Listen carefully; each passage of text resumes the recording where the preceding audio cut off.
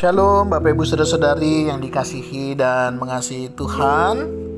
Kita bersyukur hari ini Tuhan memberkati kita. Baik, sebelum kita membaca dan mendengarkan firman Tuhan, kita akan berdoa. Tuhan Yesus, terima kasih, kami bersyukur karena Engkau boleh memberkati kami sampai hari ini. Kami ada sebagaimana kami ada semua karena kebaikan-Mu. Terima kasih ya Tuhan untuk kasih setia-Mu. Sebentar kami akan membaca, merenungkan firman-Mu. Berfirmanlah, dan biar kami mengerti apa yang menjadi kehendak-Mu di dalam hidup kami. Kami berdoa di dalam nama Tuhan Yesus Kristus. Haleluya. Amin. Ayat bacaan kita hari ini terambil di dalam 1 Petrus, pasal yang keempat, ayatnya yang ke-12. Saudara-saudara yang kekasih, janganlah kamu heran akan nyala api siksaan yang datang kepadamu sebagai ujian, seolah-olah ada sesuatu yang luar biasa terjadi atas kamu. Amin. Demikian firman Tuhan, mari kita merenungkannya. Tema renungan kita hari ini adalah masalah mendorong kita untuk bergantung pada Allah. Yesus memperingatkan kita bahwa kita akan menghadapi masalah dalam hidup.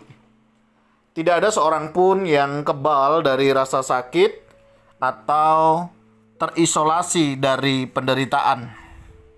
Dan tidak ada seorang pun yang bisa menjalani hidup tanpa masalah. Tetapi Rasul Petrus meyakinkan kita bahwa masalah adalah hal normal. Dia berkata, saudara-saudara yang kekasih, janganlah kamu heran akan nyala api siksaan yang datang kepadamu sebagai ujian, seolah-olah ada sesuatu yang luar biasa terjadi atas kamu. Dalam 1 Petrus 4 ayatnya yang ke-12. Allah memakai masalah-masalah ini untuk membawa kita mendekat kepadanya. Alkitab berkata, Tuhan itu dekat kepada orang-orang yang patah hati, dan Ia menyelamatkan orang-orang yang remuk jiwanya.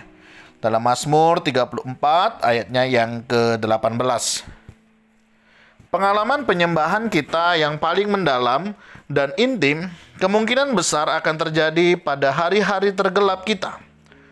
Ketika hati kita hancur, ketika kita merasa ditinggalkan, ketika kita tidak punya pilihan, ketika rasa sakitnya sangat dalam, dan ketika kita berpaling kepada Allah saja. Selama penderitaan, itulah kita belajar untuk menaikkan doa kita yang paling otentik, sepenuh hati, dan jujur kepada Allah. Saat menderita, kita tidak punya tenaga untuk menaikkan doa yang dangkal. Joni Eareckson Tada berkata, saat hidup cerah, kita mungkin melewatkannya dengan mengetahui tentang Dia, dengan meniru Dia dan mengutip Dia dan berbicara tentang Dia. Tetapi hanya dalam persekutuan penderitaanlah kita akan mengenal Yesus. Kita belajar banyak hal tentang Allah melalui penderitaan yang tidak bisa kita pelajari dengan cara yang lain. Allah bisa saja menjauhkan Yusuf dari penjara, menjauhkan Daniel dari gua singa, menjaga Yeremia agar tidak dilempar ke dalam lubang yang licin, mencegah Paulus mengalami karam kapal 3 kali, dan menjaga ketika pemuda Ibrani agar tidak dilemparkan ke dalam tungku api yang menyala-nyala. Tetapi dia tidak melakukannya. Dia mengizinkan masalah-masalah itu terjadi. Dan sebagai hasilnya, setiap orang menjadi lebih dekat dengan Allah. Masalah mendorong kita untuk memandang pada Allah dan bergantung padanya, bukan pada diri kita sendiri. Paulus bersaksi mengenai manfaat ini. Bahkan kami merasa seolah-olah kami telah dijatuhi hukuman mati. Tetapi hal itu terjadi supaya kami jangan menaruh kepercayaan pada diri kami sendiri, tetapi hanya kepada Allah yang membangkitkan orang-orang mati. 2 Korintus 1 ayat yang ke-9.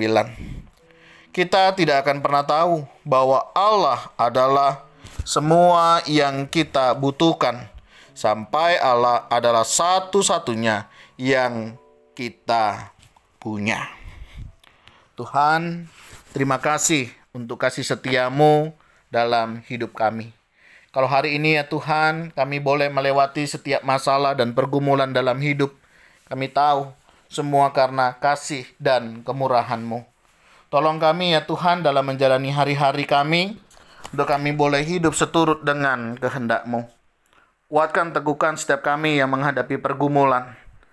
Jika ada di antara kami yang sedang bersedih, yang sedang berduka, ataupun mengalami beban yang berat, kami percaya Tuhan yang menguatkan, meneguhkan kami.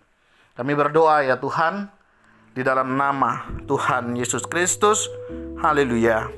Amin. Bapak Ibu Saudara, demikian renungan kita hari ini.